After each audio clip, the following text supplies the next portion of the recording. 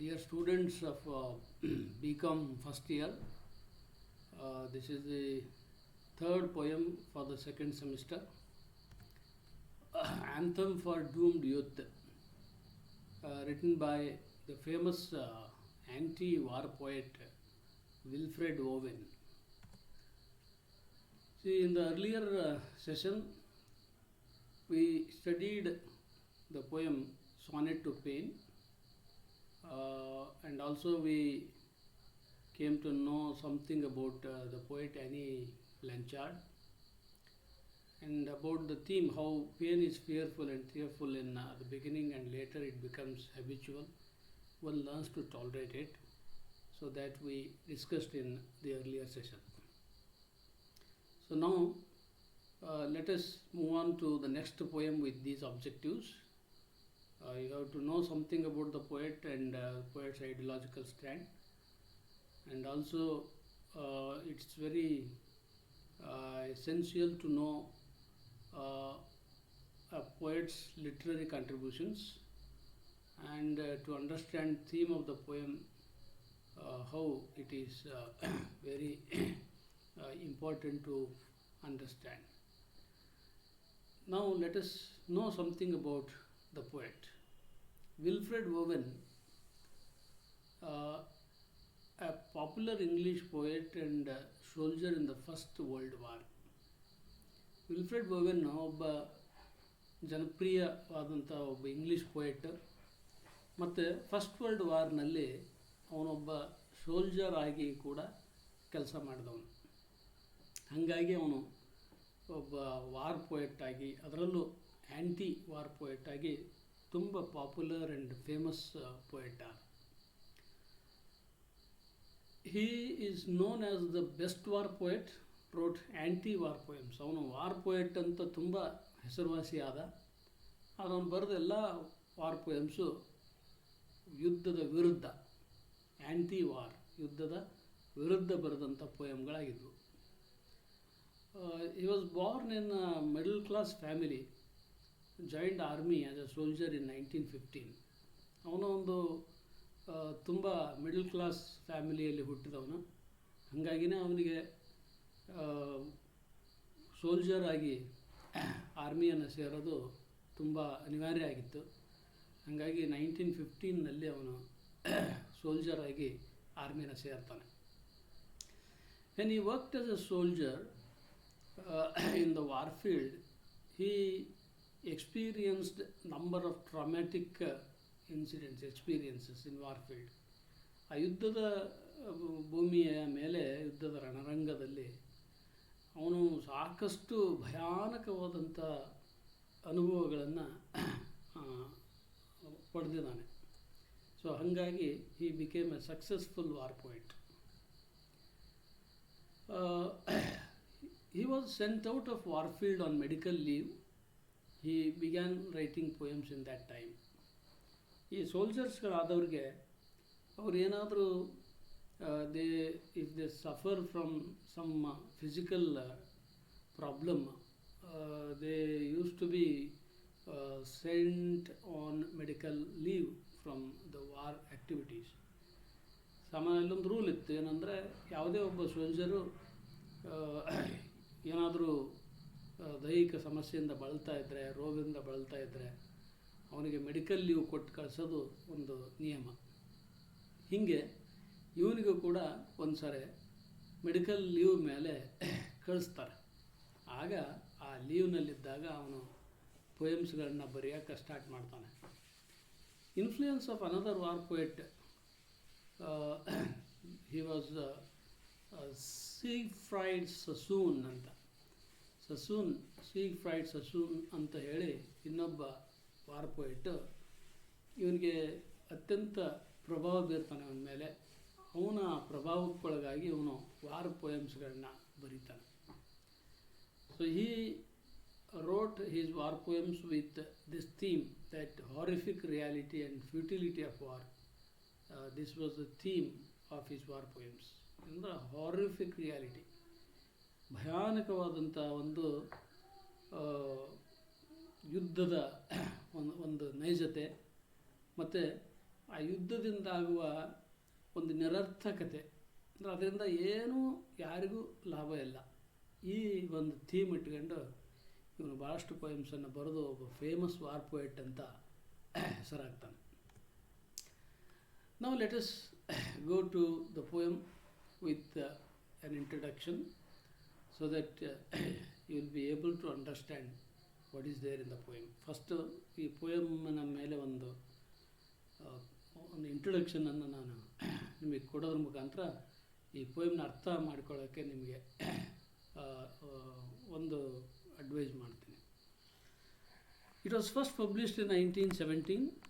ಈ ಪೊಯಮ್ಮು ಮೊದಲನೇ ಬಾರಿಗೆ ಪಬ್ಲಿಷ್ ಆಗಿದ್ದು 1917. ಇದು ಒಂದು ಟ್ರೆಡಿಷನಲ್ ಪೆಟ್ರಾರ್ಕನ್ ಸಾನೆಟ್. ಇದು 14 ಲೈನ್ಸ್ ಪೊಯಮ್ಮು. ಅದು traditional Petrarchan sonnet. Petrarch, as you all know, who was the first sonneteer in Italian language. So his Petrarchan traditional form is used here in this sonnet. Rhyme scheme is of English sonnet. ಆದರೆ ಇದ್ರಾಗ use ಮಾಡಿದಂಥ rhyme scheme ಐತಲ್ಲ, ಅದು ಪ್ರಾಸ, ಅದು ಇಂಗ್ಲೀಷಿನ ಸಾನೆಟ್ಟಿನ ಪ್ರಾಸ ಈ ಸಾನೆಟ್ಟಲ್ಲಿದೆ. The poem speaks of utility of horrible and mass deaths of young soldiers. ಈ ಪೊಯಮ್ಮು ಯುದ್ಧದ ನಿರರ್ಥಕತೆ ಮತ್ತು ಈ ಯುದ್ಧದಲ್ಲಿ ಕಾಣುವಂಥ ಭಯಾನಕ ಮತ್ತು ಮಾಸ್ ಡೆತ್ಸ್, ಅಂದರೆ ಸಾಮೂಹಿಕವಾಗಿ ಯಂಗ್ ಸೋಲ್ಜರ್ಸ್ಗಳು ಹೆಂಗೆ ಸಾಯ್ತಾರ ಅನ್ನೋ ಸಾವುಗಳನ್ನ ಈ ಪೊಯಮ್ಮು ಒಂದು ಚಿತ್ರಣದ ರೂಪದಲ್ಲಿ ನಮಗೆ ಕೊಡುತ್ತೆ. The effect of deaths on boys and girls, parents and kids and kins. ಅದರ ಜೊತೆಗೆ ಈ ಇಡೀ ಪೊಯಮಲ್ಲಿ ಈ ಯಂಗ್ ಸೋಲ್ಜರ್ಸ್ಗಳ ಸಾವುಗಳು, ಇನ್ನೂ ತಾರುಣ್ಯದಲ್ಲಿರೋಂಥ ಇತರ ಹುಡುಗರು, ಹುಡುಗಿಯರು, ಹೆತ್ತವರು ಮತ್ತು ಬಂಧು ಬಾಂಧವರ ಮೇಲೆ ಹೆಂಗೆ ಇದು ಒಂದು ಪ್ರಭಾವ ಬೀರ್ತತಿ, ಹೆಂಗೆ ಇದು ಇವ್ರನ್ನೆಲ್ಲ ಆಘಾತಕ್ಕೆ ಒಳಪಡಿಸ್ತತಿ ಅನ್ನೋದನ್ನ ಈ ಪೊಯಮ್ಮು ತುಂಬ ಚೆನ್ನಾಗಿ ಚಿತ್ರೀಕರಿಸುತ್ತೆ. It depicts how the effect of these deaths on boys and girls, parents and kids and kins, that is very well shown in this poem. Okay, let us see the content of the poem going by lines of the poem, the textual lines. What passing bells for these who die as cattle. ಈ ಯುದ್ಧದ ರಣಭೂಮಿಯಲ್ಲಿ ದನಗಳ ಥರ ಸತ್ತು ಹೋಗುವಂತಹ ಈ ಸೋಲ್ಜರ್ಸ್ಗಳಿಗೆ ಯಾರು ತಾನೇ ಪ್ರಾರ್ಥನೆ ಸಲ್ಲಿಸೋರು? ಇವ್ರಿಗೆ ಯುದ್ಧ ಭೂಮಿಯಲ್ಲಿ ರಾಶಿ ರಾಶಿ ಹೆಣಗಳ ಮಧ್ಯೆ ಸತ್ತೋಗ್ತಾರಲ್ಲ ಈ ದನಗಳ ಥರ, ಇವರಿಗೆ ಪ್ರೇಯರ್ ಬೆಲ್ಲನ್ನು ಯಾರು ತಾನೇ ಬಾರಿಸುವವರು? ಪ್ರೇಯರನ್ನು ಹೇಳುವವರು ಯಾರು ಇಲ್ಲಿ? Only the monsters anger of the guns. ಇವ್ರಿಗೆ ಪ್ರೇಯರ್ ಹೇಳೋಕ್ಕೆ ಅಂತ ಅಲ್ಲಿ ಯಾರೂ ಇಲ್ಲ. ಅವ್ರ ಬಂಧು ಬಾಂಧವರಿಲ್ಲ, ಅವರ ಹೆತ್ತವರಿಲ್ಲ, ಅವರವರು ಅನ್ನೋರು ಯಾರೂ ಇಲ್ಲ. ಸೊ ಸತ್ತೋಗ್ತಾರೆ. ಇವರಿಗಾಗಿ ಯಾರು ಕೂಡ ಪ್ರೇಯರ್ ಸಲ್ಲಿಸೋರಲ್ಲಿಲ್ಲ. ಬದಲಾಗಿ ಅಲ್ಲಿದ್ದ ಸೌಂಡ್, ಪ್ರೇಯರ್ ಸೌಂಡ್ ಯಾವುದು ಅಂದರೆ only the monstrous anger of the guns. ಇನ್ನೂ ನಡೀತಾ ಇರೋ ಯುದ್ಧದಲ್ಲಿ monstrous anger of the guns ಅಂದರೆ ಕ್ರೂರವಾದಂತಹ ಒಂದು ವ್ಯಗ್ರವಾದಂತಹ ಗನ್ನುಗಳ ಒಂದು ಭಯಾನಕ ಗನ್ನುಗಳ ಒಂದು ರೋಷಾವೇಶದ ಸಿಡ್ಲು ಅಲ್ಲಿ ಕೇಳಿಬರ್ತಾನೇ ಇರುತ್ತೆ. ಅದೇ ಇವರಿಗೆ prayer. Only the stuttering rifles rapid rattle can patter out their hasty horizons. ಇನ್ನು ರೈಫಲ್ಗಳು ಶಾರ್ಪ್ ಸೌಂಡನ್ನು, ತನ್ನ ಬುಲೆಟ್ಗಳನ್ನು ಹೊರಚೆಲ್ತಾ ಶಾರ್ಪ್ ಆದಂಥ ಸೌಂಡನ್ನು ಮಾಡ್ತಾ ಇರುತ್ತೆ. ಅದು ಆ ಪ್ಯಾಟರಿಂಗ್ ಸೌಂಡು ಹೇಸ್ಟಿ ಹೊರೈಸನ್ನಾಗಿ ಕೇಳುತ್ತೆ. ಅಂದರೆ ಅವಸರವಾಗಿ ಹೇಳುವ ಪ್ರೇಯರ್ನ ಥರ ಕೇಳುತ್ತೆ. No mockeries, no for them, no prayers, nor bells. ಈಗ ಅವರಿಗಾಗಿ ಅಲ್ಲಿ ಯಾರು ಕೂಡ ಪ್ರೇಯರ್ ಮಾಡೋರಿಲ್ಲ, ಅವ್ರ ಬಗ್ಗೆ ಯಾರು ಒಂದು ಮಾತಾಡೋರಿಲ್ಲ. ಕೇವಲ ಇಡೀ ಯುದ್ಧ ಭೂಮಿಯ ಮೇಲೆ ಗನ್ನುಗಳ ಆ್ಯಂಗರ್, ಗನ್ನುಗಳ ಆ ಸಿಟ್ಟು, ಗನ್ಗಳ ರೋಷ, ಗನ್ಗಳ ಆವೇಶ, ಆ ಗನ್ಗಳ ಭಯಾನಕವಾದ ಸೌಂಡು ಅಲ್ಲಿ ಕೇಳ್ತದೆ. ರೈಫಲ್ಗಳಿಂದ ಹೊರಬರುವ ಬುಲೆಟ್ಗಳ ಸೌಂಡು ಅಲ್ಲಿ ಕೇಳುತ್ತೆ. ಅದೇ ಅವಸರವಾಗಿ ಹೇಳುವ ಪ್ರೇಯರ್ನ ಥರ ಕೇಳುತ್ತಂತೆ. ಸೊ ಅದಕ್ಕೆ ಇಲ್ಲಿ hundreds of soldiers die. Nobody is to pray for them. They die like cattle. ಅವರು ದನಗಳ ಥರ ಸಾಯ್ತಾರೆ. Monsters anger of the guns itself is a prayer. ಅವ್ರಿಗೆ ಪ್ರೇಯರ್ ಹೇಳೋರು ಯಾರೂ ಇಲ್ಲ, ಬರೀ ಆ ಆ್ಯಂಗರ್ ಆಫ್ ದ ಗನ್ಸ್ ಐತಲ್ಲ ಅದೇ ಅವ್ರಿಗೆ ಪ್ರೇಯರು. ರೈಫಲ್ಗಳ ಬುಲೆಟ್ ಆಚೆ ಬರುವ ರ್ಯಾಪಿಡ್ ರ್ಯಾಟ್ಲಿಂಗ್ ಸೌಂಡೇ ಅವರಿಗೆ prayer. They sing in cacophony their prayer for the dead. ಅವು ಯಾವೂ ಕೂಡ ಮುದ ನೀಡುವ ಪ್ರೇಯರ್ ಅಲ್ಲ, ಅದು ತುಂಬಾ ಕೆಟ್ಟದಾದ ಭಯಾನಕವಾದಂತಹ ಪ್ರೇಯರು ಸತ್ತು ಹೋದ Young ಸೋಲ್ಜರ್ಸ್ಗಳಿಗಾಗಿ. Then no mockeries, no for them, no prayers, nor bells. So the dead soldiers are left without prayer, without commentary, without mockery, nothing. Even there is nobody to criticize them, even there is nobody to comment upon them, even there is nobody to pray for them. Nor any voice of mourning save the choirs, the shrill, demented choirs of wailing shells. And nobody is there to mourn for the death of that soldiers, young soldiers in the war field. ಯುದ್ಧದ ಭೂಮಿಯ ಮೇಲೆ ಅಸುನೀಗುವಂಥ ರಾಶಿ ರಾಶಿ ಹೆಣಗಳೇನಿದಾವಲ್ಲ, ಅದು Young ಸೋಲ್ಜರ್ಸ್ಗಳ ಹೆಣಗಳು. ಅವರಿಗಾಗಿ ದುಃಖ ಪಡುವಂತಹ ಒಂದು ಆತ್ಮವೂ ಕೂಡ ಅಲ್ಲೆಲ್ಲೂ ಕೂಡ ಇಲ್ಲ. ನಾರ್ ಎನಿ ವಾಯ್ಸ್ ಆಫ್ ಮೌರ್ನಿಂಗ್. ಅವರಿಗಾಗಿ ದುಃಖ ಪಡುವ ಒಂದು ಸಣ್ಣ ಬಿಕ್ಕು ಧ್ವನಿ ಅಲ್ಲೂ ಕೂಡ ಕೇಳಿಬರಲ್ಲ. The shrill demented choirs of wailing shells. ಆದರೆ ದುಃಖ ಪಡೋರು ಯಾರು ಅಂದರೆ ಈ ಬಾಂಬಿನ ಶೆಲ್ಗಳು ಸಿಡಿದು ಏನು ಒಂದು ಡೆಮೆಂಟೆಡ್ ಕ್ವೈರ್ಸ್ ಆಫ್ ವೇಲಿಂಗ್ ಸೆಲ್ಸ್ ಸಿಡಿದು ಒಂದು ಧ್ವನಿಯನ್ನು, ಕೆಟ್ಟದಾದಂಥ ಒಂದು ಧ್ವನಿಯನ್ನು ಉಂಟು ಮಾಡ್ತಾವಲ್ಲ, ಅದೇ ಇವರ ಸಾವಿಗೆ ಒಂದು ವೇಲಿಂಗ್ ಸೌಂಡ್, ಇವರ ಸಾವಿಗೆ ಒಂದು ದುಃಖದ ಒಂದು ಧ್ವನಿ. And bugles calling for them from sad shires. ಹೀಗೆ ನೂರಾರು ಯಂಗ್ ಸೋಲ್ಜರ್ಸ್ಗಳು ಸಾಯ್ತಾನೆ ಇರ್ತಾರೆ. At the same time, this news goes to the rural provinces. ಈ ಒಂದು ಸಾವಿನ ಸುದ್ದಿ ಹಳ್ಳಿಗಳಿಗೆ ಹೋಗಿ ರೀಚ್ ಆಗುತ್ತೆ. ಅಲ್ಲಿ ದೂರದಲ್ಲಿ, ಇವರು ಎದುರಿಗೆಲ್ಲ ದೂರದಲ್ಲಿ ಅವರು ದುಃಖ ಪಡ್ತಾರೆ. ಆದರೆ ಮತ್ತೆ ಹೊಸ ಸೋಲ್ಜರ್ಸ್ಗಳಿಗೆ ಕರೆ ಬರುತ್ತೆ. ಈ ಹೊಸ ಸೋಲ್ಜರ್ಸ್ಗಳು ಮತ್ತೆ ಅದೇ ಸಾವನ್ನು ಅಪ್ಕೊಳ್ಳೋಕ್ಕೆ ವಾರ್ಫೀಲ್ಡ್ಗೆ ಹೋಗ್ಬೇಕು ಪಾಪ.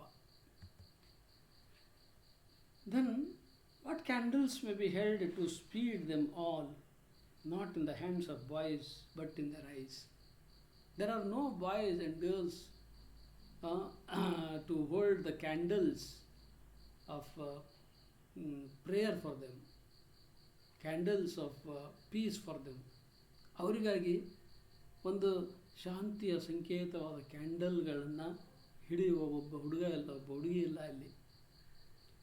What candles may be held to speed them all, not in the hands of boys but in their eyes. ಆದರೆ ವಾರ್ಫೀಲ್ಡಿಂದ ದೂರ ಇರುವಂಥ ಎಷ್ಟೋ ಹುಡುಗರ ಕಣ್ಣುಗಳು ಕಣ್ಣೀರಿಂದ ತುಂಬಿ ಆ ಕಣ್ಣಿನಿಂದ ಆಚೆ ಬರುವ ಹೊಳಪು ಅವರಿಗೆ ಕ್ಯಾಂಡಲ್ಗಳಾಗಿ ಕಾಣ್ತದಂತೆ. ಅಂದರೆ ಇವರ ಮುಂದೆ ಹೋದಂಥ ಎಷ್ಟೋ ಯಂಗ್ ಸೋಲ್ಜರ್ಸ್ಗಳು ಸತ್ತ ಸಾವಿನ ಸುದ್ದಿ ಕೇಳಿ ಅವರು ಕಣ್ಣು ತುಂಬಿಕೊಳ್ತಾರೆ. ಆ ತುಂಬಿದ ಕಣ್ಣುಗಳಿಂದ ಬೆಳಕಿನ ಹೊಳಪು ಆಚೆ ಬರುತ್ತೆ. ಅದೇ ಈ ಸತ್ತೋದ ಸೋಲ್ಜರ್ಸ್ಗಳಿಗೆ ಒಂದು candle. They fill their eyes with tears, those reflect like candles. Their tearful eyes shine to say goodbye to the dead soldiers. ಭಯದಿಂದ ತುಂಬಿದ ಅವರೆಲ್ಲರ ಕಣ್ಣುಗಳು ಈ ಸತ್ತು ಹೋದ ಸೋಲ್ಜರ್ಸ್ಗಳಿಗೆ ಗುಡ್ ಬೈ ಹೇಳ್ತವೆ. Shall shine the holy glimmers of goodbyes. The pallor of girls' brows shall be their pall, the flowers, the tenderness of patient minds. The pallor of girls' brows. ಇನ್ನಲ್ಲಿ ಇದ್ದ ಹೆಣ್ಣುಮಕ್ಕಳೆಲ್ಲ, ಹುಡುಗಿಯರೆಲ್ಲ, they wear the pale look on their faces, and their pale look of the girls throws its cloth over the coffins to be covered. ಆ dead ಬಾಡೀಸ್ಗಳನ್ನು ಹುದುಗಿಸಿಡೋದಕ್ಕೆ, ಉಗಿಯೋದಕ್ಕೆ ಏನು ಕಾಫಿನ್ಗಳನ್ನ ready ಮಾಡ್ತಾರೆ, ಆ ಕಾಫಿನ್ಗಳೊಳಗೆ dead ಬಾಡಿಗಳನ್ನಿಟ್ಟು ಮುಚ್ಚಿದಾಗ ಆ ಕಾಫಿನನ್ನು cover ಮಾಡೋಕ್ಕೆ ಒಂದು cloth ಅಲ್ಲಿಲ್ಲ. ಆ ಕ್ಲಾತ್ ತಂದು ಹಾಕೋರು ಯಾರಿಲ್ಲ. ಆದರೆ ಅಲ್ಲಿ ಇರುವಂಥ ಹೆಣ್ಣು ಮಕ್ಕಳ ಅಥವಾ ಹುಡುಗಿಯರ ಕಣ್ಣುಗಳಲ್ಲಿ ಅಥವಾ ಹುಡುಗಿಯರ ಮುಖದ ಮೇಲೆ ಒಂದು ಕಳಾಹೀನವಾದ ಲುಕ್ ಏನಿದೆಯಲ್ಲ, ಅದೇ ಇಡೀ ಕಾಫಿನ್ನಿಗೆ ಆ ದುಃಖದ ಛಾಯೆಯನ್ನು ಹೊಂದಿದ ಒಂದು ಕ್ಲಾತನ್ನು ಮುಚ್ಚಿದಂಗೆ ಕಾಣಿಸುತ್ತಂತೆ. Their flowers, the tenderness of patient minds. ಇನ್ನು ತಾಳ್ಮೆಯಿಂದ ಆ ಎಲ್ಲ ಹುಡುಗಿಯರು, ಬಂಧು ಬಳಗದವರು, ಹೆತ್ತವರು ತಮ್ಮ ಈ ಮಗ ಅಥವಾ ಅಣ್ಣ ತಮ್ಮನ ಸಾವನ್ನು, ಆ ಡೆಡ್ ಬಾಡಿಯನ್ನು ಪೇಷನ್ಸ್ನಿಂದ ನೋಡ್ತಾರಲ್ಲ, ಅದೇ ಟೆಂಡರ್ ಫ್ಲವರ್ ಅಂತ, ಅವರಿಗೆ ಅರ್ಪಿಸುವಂಥ ಟೆಂಡರ್ ಫ್ಲವರ್ ಅಂತೆ. And each slow dusk drawing down off blinds. ಹೀಗೆ ಪ್ರತಿಯೊಂದು ಸಂಜೆ ಕೂಡ, ಪ್ರತಿದಿನದ ಅಂತ್ಯದ ಸಮಯದಲ್ಲಿ ಇಂಥ ಎಷ್ಟೋ ಸಾವುಗಳನ್ನು ಅವರು ನೋಡ್ತಾನೆ ಹೋಗ್ತಾರೆ. So all relatives of the dead soldiers spend the days with patience. ಈ ಸತ್ತು ಹೋದಂಥ ಎಲ್ಲ ಸೋಲ್ಜರ್ಸ್ಗಳ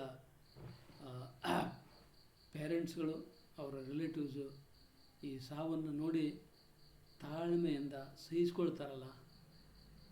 every evening they welcome the wounded soldiers. ಪ್ರತಿ ಈವ್ನಿಂಗು ಹೀಗೆ ವೂಂಡೆಡ್ ಆ್ಯಂಡ್ ಡೆಡ್ ಸೋಲ್ಜರ್ಸ್ಗಳನ್ನ ಅವ್ರು ವೆಲ್ಕಮ್ ಮಾಡಲೇಬೇಕು. They can't do anything more than witnessing the bodies helplessly. ಅವರು ಆ ಸತ್ತೋದ ದೇಹಗಳನ್ನು ನಿಸ್ಸಹಾಯಕರಾಗಿ ನೋಡೋದನ್ನು ಬಿಟ್ಟು ಅವರು ಏನೂ ಮಾಡೋಕ್ಕೆ ಸಾಧ್ಯ ಇಲ್ಲ. Finally it is suggestive that everybody hates war and war ಮಾಂಗರಿ.